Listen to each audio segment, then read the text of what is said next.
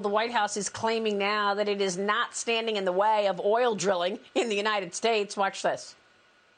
There have been some, including the American Petroleum Institute, who have claimed that this is an issue of having access or funds.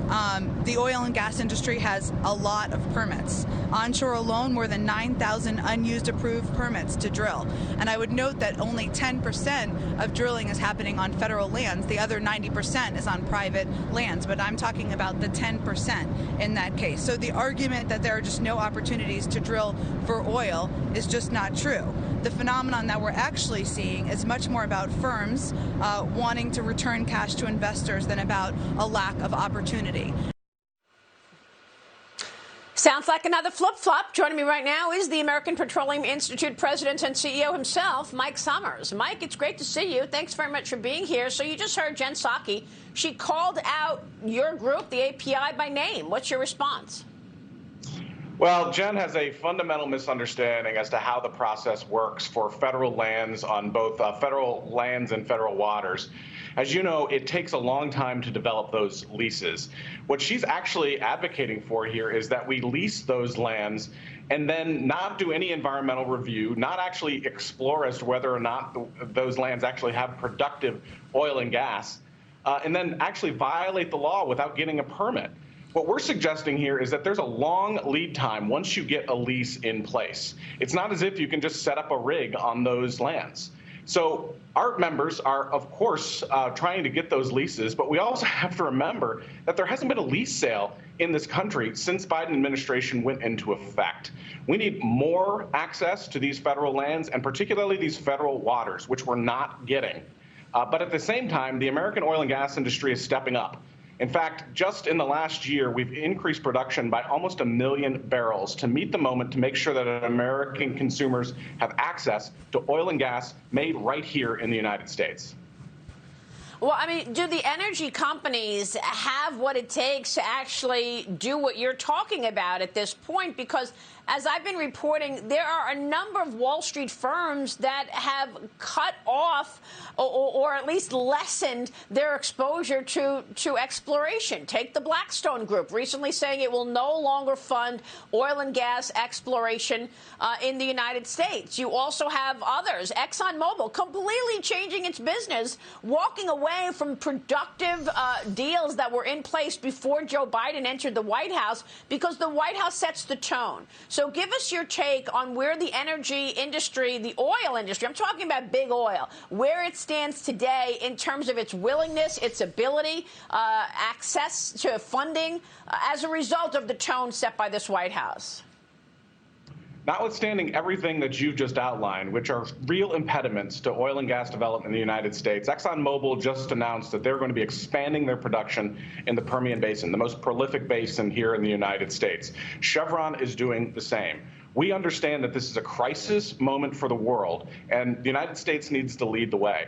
Let's not forget where we were in 2008, where we were only producing 6 million barrels a day, and that number was going down. Right now, we're producing almost 12 million barrels a day, and that number is going up.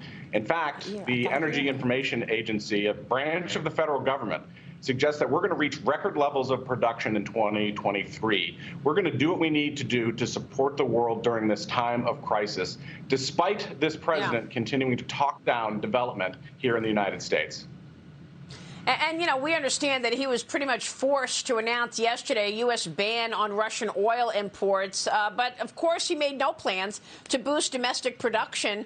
Mike, in a statement, you write this: we urge policymakers to advance American energy leadership and expand domestic production to counter Russia's influence in global energy markets. We have your statement here. Let me bring Dagan McDowell in on that point. Dagan, go ahead. Jump in. I was just writing that the castigator-in-chief, Joe Biden, by refusing to support our both prosperous energy sector, he has his hands around the necks of all Americans, but his policy, because he will not help increase production here in the United States, is pro-Putin, if you will. And I don't understand what it's going to take to change this dangerous ideology coming out of Biden Incorporated. What do you well, think, let's keep Mike? in mind what actually happened yesterday. In fact, we weren't importing very much Russian oil before this crisis. Last week, American producers already decided to cut off Russian imports into the United States. Again, that's what EIA said. There was no discernible Russian crude coming into the United States last week before the president put this ban in place. American producers are patriots. We want to make sure that we're supplying the world with both natural gas and oil during this time of crisis, and we don't want Russian oil in the American market. But, Mike, can I ask one more? And Mike, just one more quick thing. Of course, go ahead. But do you need to message the fact, and I started saying this the first day that Joe Biden took office, that our energy prosperity is economic security and national security? That when you try to attack our energy economy, you are handing power and prosperity to nations that hate us.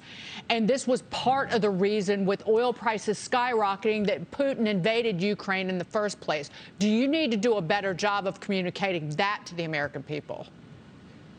American oil and gas is a strategic asset to the American economy, but it's also a tool for our foreign policy.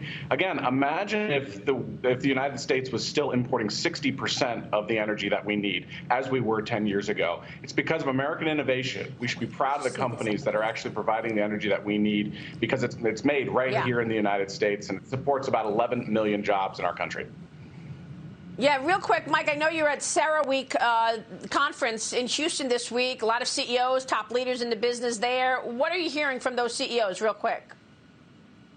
Well, one of the things that we're hearing is, again, about the strategic importance of American oil and gas. I think there's a new recognition of how important it is that the United States reclaim its role as the world energy leader during times of crisis like this. I think there's been too much focus over the course of the last many years on downplaying that important role. We need to return to that position.